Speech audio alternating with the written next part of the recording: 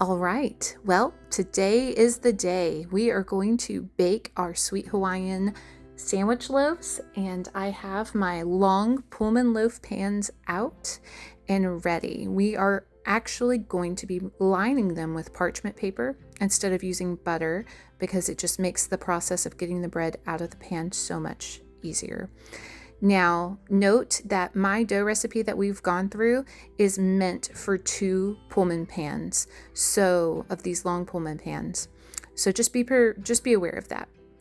Now, we are going to do something special with this parchment paper. I wish I would have learned this trick sooner, but I'm glad to know it now. So first of all, what I'm doing is I'm just making sure I'm trying to even out my parchment paper that they can both reach on both sides up the side of the pan. And then I'm going to cut diagonal from the corner of the paper to the corner of the pan. This makes it to where I can actually fold the paper up into the Pullman pan and get the parchment paper more fully inside the pan and give me that nice deep corner that I would want on the bread to give that consistency of a square. Now, here's another tip. You need to get your parchment paper wet. You need to get it wet. You need to squeeze out the water and then open up the parchment paper. This is a life-changing hack that I use for most of my baking now. And it has made such a huge difference for putting parchment paper in my loaf pans. Because as you know, it likes to pop out. So whenever it's wet though, however, it molds to the pan so much better, and I can actually get it to stay and have a nice little snug environment for my loaf to grow in, as well as protect it. It will make it so much easier to get this loaf out of this pan at the end.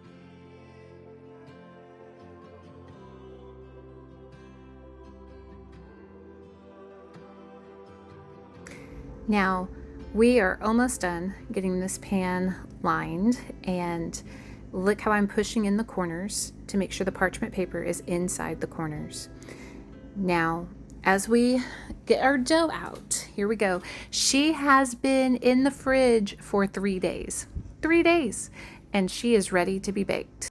So I like to make sure I get all of my dough out of my container.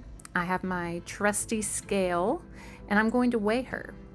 And part of this is so that way I can see how much each dough needs to weigh for each loaf. So I roughly estimate she should be about 1,047 grams. And I definitely took a big chunk out. So I am taking away from this loaf and adding back to until I get around about my goal of 1,047 grams. Now my dough is equally proportioned for the loaf, and I am now going to begin shaping my first loaf. Now, as I flatten this out, I want to say that this dough is cold. It just came out of the fridge from its bulk fermentation in the fridge. It has not been at room temperature for very long. I actually do not prefer to shape dough that has been at room temperature, and most of the time when I make my breads, I like to shape it directly from the fridge. And that's what I do with this. Now that I have my rectangle made for this, I'm going to start tightly rolling from right to left, and I'm going to roll this as tightly as I can, of course without tearing anything, but just keeping it rolling and moving along. And then I'm going to flip it over, and I'm going to tuck the ends in, and then I'm going to pinch the seams together. We want to make sure everything is closed and it's almost like its own little cylinder. So this one is now ready for the pan. And just know when you're putting this in a pan, it doesn't matter. Just try to get it as straight as you can, but it doesn't have to be perfect because this is going to rise, and then whenever we bake it, we put a lid on it, and it's going to make a nice square loaf. Now, I am working on my second loaf. I'm flattening it out, and I'm trying to flatten it out roughly to be about the same size of the inside of my pan.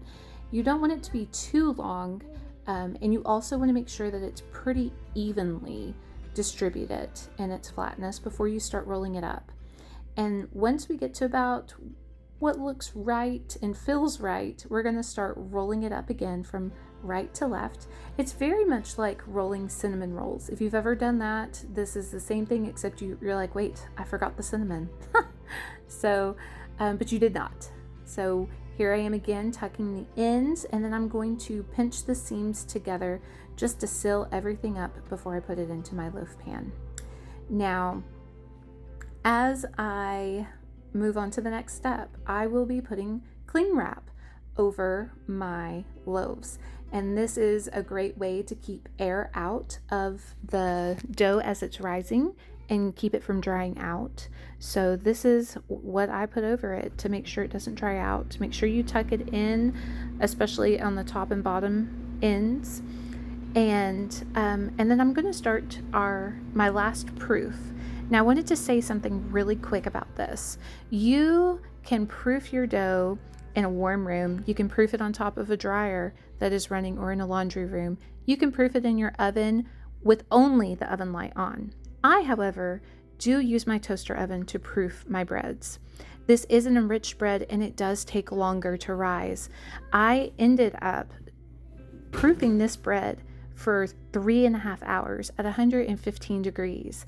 That's how long it took in order to do this. So you want to be mindful. If your house runs cool, you need to have a warm place for this dough to rise.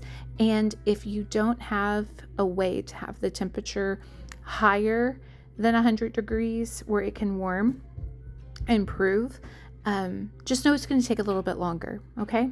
But keep your eye on it, because once the bread gets to the top, as it is here, this is after 3.5 hours, it is time to put the lid on. It's not fully to the top yet, but it's almost there. And so what I'm doing with the parchment paper, I have found that at this point in the process is the best time because the paper has dried. I can cut the paper and cut it in a way that makes it easier for me to slide my lid on. That has been the tricky part of not having your parchment paper crush in onto your bread, or tear.